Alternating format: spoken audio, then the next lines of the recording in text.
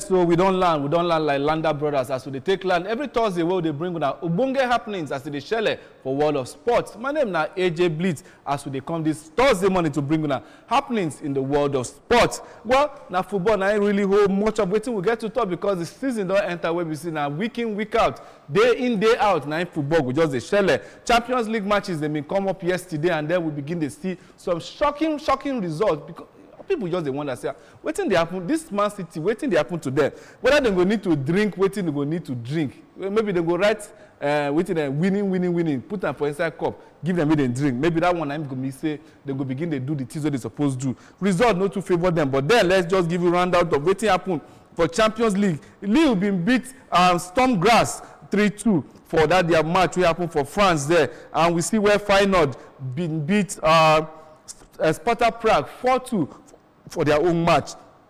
Stuttgart were too good for young boys, so they beat them 5-1 for their own match. And Arsenal were 3-0 better for Monaco. And so it happened there. AC Milan then later do the magic where they need to do when they come late where Tammy Abraham will score for the 88 minutes for them to win that their match. As things they so for Champions League.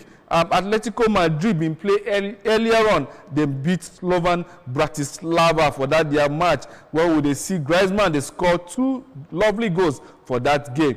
And Barcelona, well, away. Now they go beat what do they call them?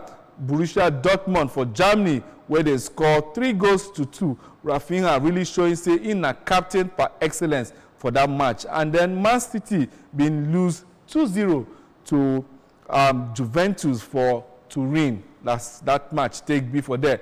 And we could give you an update on how the league table day for the Champions League as it take day.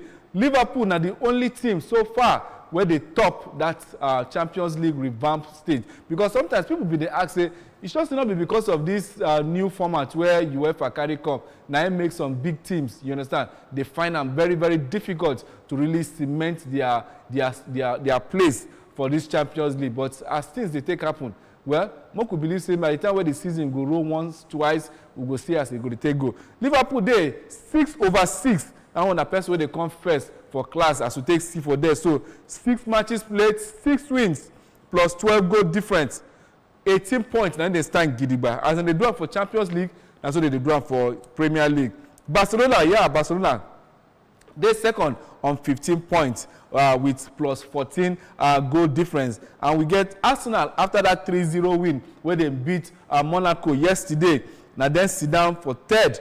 And we can't get teams where they're serious, where say this time around, what they do last season not be seen a fluke. That's Bayer Leverkusen. Then they fought on the log with 13 points with plus 7 goal difference.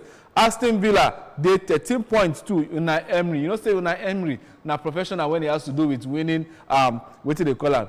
Europa League. But this one, a Champions League, the guy they tries, one show say he still get what it take to win the prestigious Champions League with Aston Villa.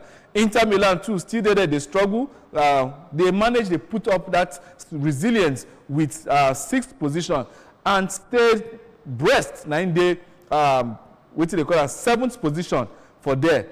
And then we can't get the automatic qualification for the automatic qualifier spot where be 8th position, Naim Lille occupy. These first 8 and the people where we say if Champions League just reach that 8 matches roundup, these first 8 automatically don't qualify into the next round. Then from 9 to 24, 9 be the people who will now play home and away, what do they call them, playoff, to now get the remaining 8 where go qualify, join the other people. And now Borussia Dortmund, 9-day 9th, Bayern Munich, their brother for Germany, they 10th, Atletico Madrid, they 11th, AC Milan, they 12th position, Atalanta, Juventus, now so the Italian teams just did together, AC Milan 12, Atalanta 13, Juventus 14. We can't get Benfica and Monaco 15 and 16. Then Feyenoord Conde 18th position. Club Brugge Conde 19th position. 20th now defending champions Real Madrid. Well, they believe say with 2 matches where remain, they fit pick a maximum wins to probably qualify automatically or as the case may be, qualify through the playoffs. Then they 20th position. Celtic they 21st position. Man City they 22nd position. PSV they 23rd position. and Dynamo Zagreb 9-day the 24th position. Every other person where they down there, PSG, Stuttgart, Shakhtar Donetsk, they need to like find their way into the next round of things. If not, this water go swallow them, even though say na for leg where the water dey for their body now. Today now, where they play Europa League matches, and we get some very, very nice fixtures for you. Fenerbahce been loose to Athletic Club of, what do they call it, for Spain there, for Turkey there. And yeah, then we can't get Offenham today. They play FSB, and we can't get Ludogorets. They play AZ Alkmaar. And we get Galatasaray go travel to Sweden to face Malmo. Olympiacos go there for Greece when they go wait for FC20 from Holland to come meet them. POK for Greece go still welcome Ferencvaros, and then we get AS Roma where go they face SC Braga for that match. That one na one of the star matches where we get. Union St. Gallions go they play Nice. Then Victoria Pleasant go they play Manchester United, Ruben Amorim side. We can't get Ajax and Lazio, another star match. Oh, go see. This one are matches where they used to see for Champions League, but now as it take B, they don't manage find themselves for Europa League at all 9 bad pass.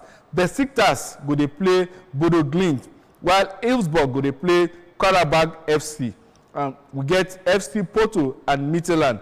Lyon go they play Eintracht Frankfurt, and we get Maccabi Tel Aviv go they play RFS. Rangers of Scotland go they strike them out there with Tottenham Hotspur. That one a Great Britain affair. Then we can get Real Sociedad and Dynamo Kyiv. Slava Prague go they play Anderlecht. As now so we take stand for there. Even Conference League day, that one where they say one overaged man day inside class of where kindergarten students day in the person of what do they call her Chelsea day for that one they play for there. Well, maybe get time when they go reach them go begin to look into that kind of thing, because they say the dominance where Chelsea they take the experience for there no easy as they take CR for there. Quickly more go touch light on waiting they happen for the World Club Cup. Yeah, last week we've been given an update on waiting. FIFA say they want to revamp. They don't revamp Champions League. Now they say they want to revamp the World Club Cup. They don't talk them before, and the draws have been come last Thursday. And this time around, would they bring the group stage fixtures where they bring? Say this time around, it go be every continent go get more than one representatives. As in, they won't make the team. Really, if you be champion, worthy of being champion, you need to do for this competition. As we take here for Group A.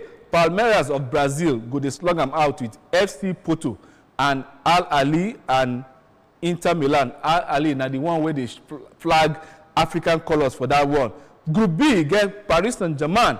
Though they never win Champions League, but UEFA say based on their performance in the last 4 years, now made them take qualify today inside this one. Them and Atletico Madrid, Botafogo and from Brazil, and Seattle Sounders, and then go they do for Group B for that one.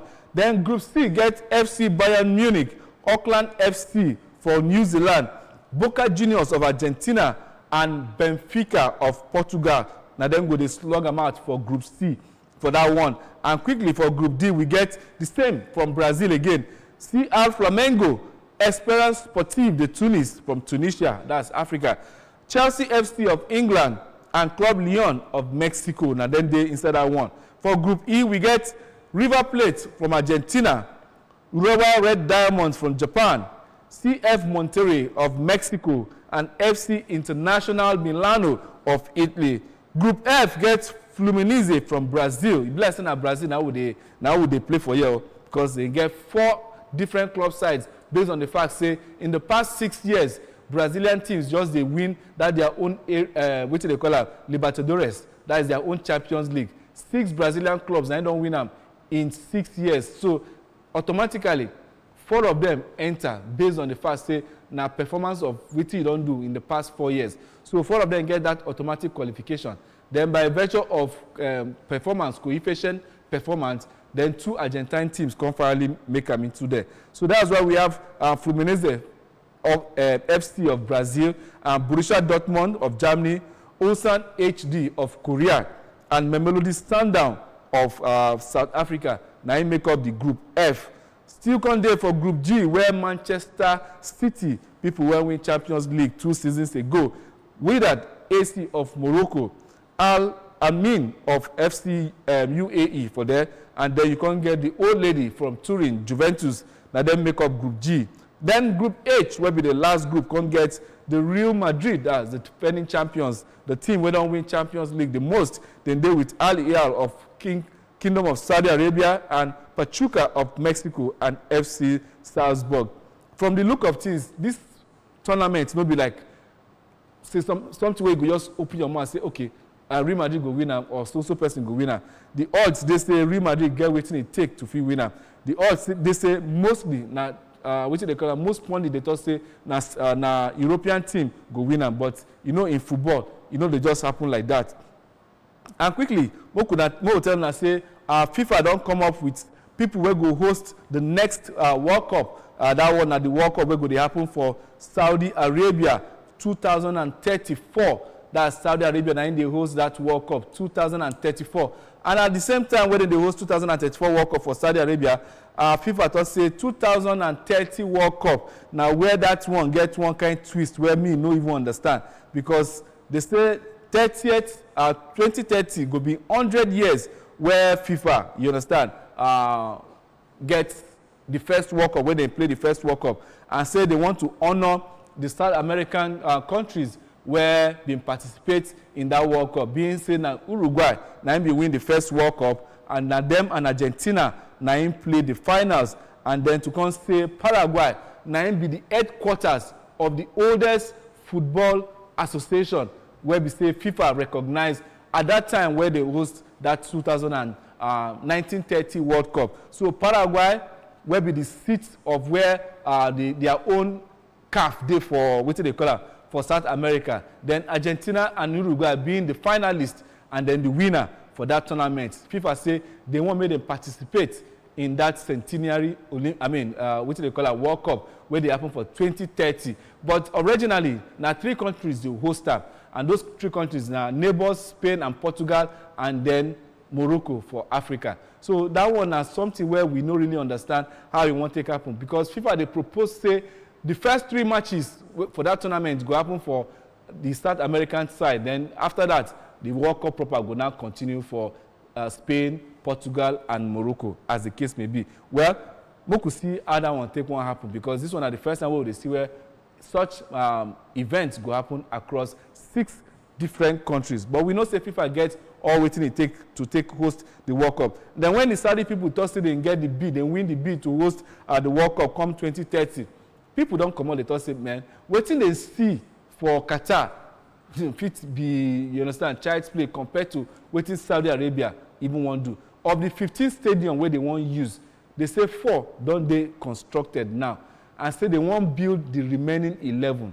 In fact, that they want to even build a new city where we even get one of the stadiums. And then people they wonder say money no be issue when it has to do with Saudi Arabia. But the problem where they get now human rights records, because Amnesty International they talk say, if say this World Cup where they want to do for Saudi Arabia, man's rights go really they impeded and will I say restricted to the to a very high level. But the Saudi authorities they thought say, well, even I check in recent times, we don't see where we don't they buy clothes for overseas, we don't they really showcase our Ngabasi for waiting it has to do with sports, because now then they do Formula 1 for Saudi Arabia. Even all these heavyweight matches for boxing don't they happen for Saudi Arabia. So Saudi Arabia they thought say when it has to do with sports, say spending the money not be the issue. Now what we want to do to spend the money not be the issue. So let's say you where they watch, where they listen to us for there, make you just know say come 2030 now Saudi Arabia and they host the next FIFA World Cup. We could see what they go do, whether they go do waiting go pass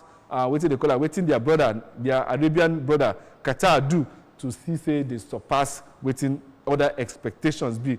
Quickly, what could they tell us say FIFA waiting they call it, the female Nations Cup draw would happen today, later today, where all the whole female national teams for Africa go come they showcase their talents today, because say CAF so they won't conduct draws for Women's Africa Cup of Nations qualifiers, African qualifiers for FIFA Under-20 World Cup, FIFA Under-17 Women's World Cup qualifiers. All of these things go they happen today, and they say not be small brigade will go there for that thing, because in this development where Confederation of African Football, they talk CAF, they say they're going to conduct the official draw for the Under-17 Women's World Cup qualifiers. Say Africa will host the FIFA Under-17 World Cup for the first time when Morocco will stage the global competition between 17th October and 8th November come 2025. Kenya, Nigeria, and Zambia now be the three African representatives at last year's edition, where Nigeria finished for quarterfinals, while Kenya and Zambia campaign be end for the group stage. For the qualifiers, a total of 28 African nations will be engaged for the 5 slots that will be available for Africa. Then the other one, they talk say the 28 nations to be engaged, then plenty, 28 different countries now need to engage for that under 17 qualifiers. Then for the big draw will be for the AFCON, for the female AFCON. Say CAF talk say the official draw for the Women's African Cup of Nations will be today, Thursday, for CAF. You understand? For Cairo will be CAF headquarters. 12 countries now go make up the final list of teams for the African Women's African Nations Cup 2026. The last edition of the CAF WAFCON also been take place for Morocco, where they say all the records where they don't get before when it has to do with global attendance and even people welcome TV come, studio come, stadium come watch, say they break all the whole records when it has to do with that one. They say now the 2026 CAF WAFCON qualifiers go see participation of 38 African teams. And then you know say, well, Falcon and then be the people where hold this side. They hold and tight, they don't want to release them. But more could see as they take go because what do they call them? South Africa, the Bayana, and then be defending champions.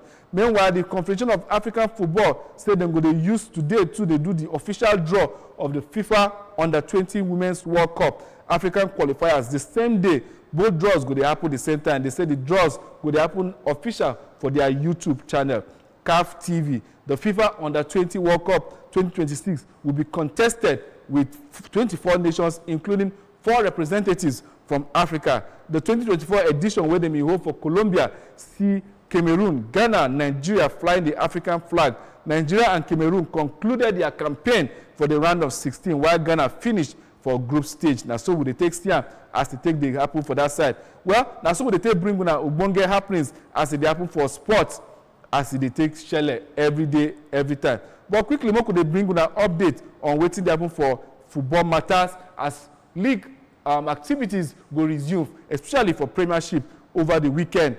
Arsenal gets, well, they say a date in the column, but this time around, like say this one a wolf chopping it go be for Arsenal because they meet Everton. The kind from where Arsenal they right now, when they score freely when it has to do with set piece. They don't even know they call them, say, the set piece, masters of the Premier League in recent time. Since the beginning of last season till now, they don't score 23 goals from corner, and you begin to wonder how this thing they take happen. This one, Arsenal will be saying they go like dribble, enter inside pitch, but all that one don't change around this time around. We'll go see whether Everton go stop them from scoring any corner goal. But then, all in all, not to win and remain for Everton. Liverpool, where still the top the Premier League, the top Champions League, gets a date with Fulham, where been collect 1-1 draw with Arsenal last time out. Those say Liverpool still get the Merseyside derby when they supposed to play with Everton, but because of storm, weather conditions, that match not been happen last week.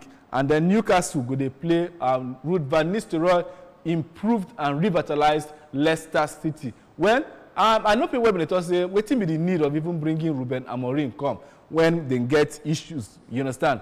Say they want sack and Ten Hag. Say why did they bring Amorim? They come. Therefore, just allow Ruud van Nistelrooy continue with the match. But then the head waiting for Manchester United feel say they need a person who don't beat Man City 4-1.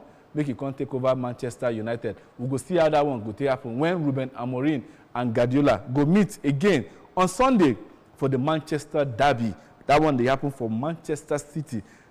5:30 na the date for that match. Anything where they do, anything where they do, even you and your neighbor they quarrel and in get DSTV for us. Begin to settle that quarrel with you and your neighbor so that you go watch this match. Come tell us the outcome of what's going to happen on that Sunday match. Will go to happen 5:30. Brighton go to play Crystal Palace. Crystal Palace been they stubborn against Manchester City. The last time match where they collect 2-2 draw against them. Wolves. Well, those people just they be like say they won't go back to where they come from. Then they play Ipswich Town. We could see whether that match go actually know the two amongst these people where they relegation quarters to know who go even get, who go be senior brother and who go there for boys quarter when this match go end. And then we still get for you match where they happen on Sunday. Yeah, Chelsea, well, Chelsea just these days you just they score goals like say go one run out of fashion. But we see whether they will get enough to take beat Brentford when it come that Sunday by 8 p.m. That's not, and then we have Southampton and Spurs. Now then go they wrap them up on Sunday when we have to do with waiting they happen for the world of sports. That's Premiership update what they give now. And to tell us say quickly,